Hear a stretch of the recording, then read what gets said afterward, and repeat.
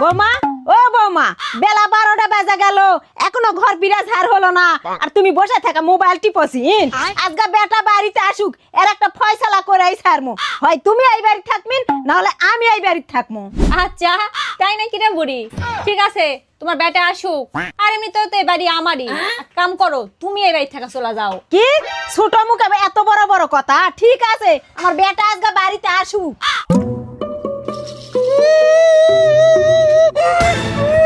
কি ব্যাপার রে মা, তুই বেড়াটি বসে থেকে কান্দুছি কিসব? কি আছে তুই? সেই কথা শুনিস না রে বেটা, তোর বউ বলে আমাকে বাড়ির থেকে বাইর করে দিবে। কি এত বড় কথা গেছে তো? থাম, আজকে এখনই যাক বুঝাই দাওছি এই বাড়িতে কে থাকবে আর কে থাকবে না। আমার মা বলে বেরকা দিবে চাই, তুই না দেরি কর। এইবার তো মজা লাগবে, বেটা তো ধরে বোক মারবে। যাই এনা দেখাস।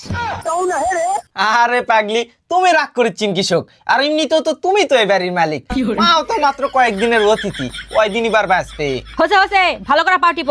আর তোমার মাকে একটা কথা সাপ সাপ বলে দিবিন, আবার মুখে মুখে যান আর কোনোদিন তর্ক না করে। आज ही बदल लिया साला। কি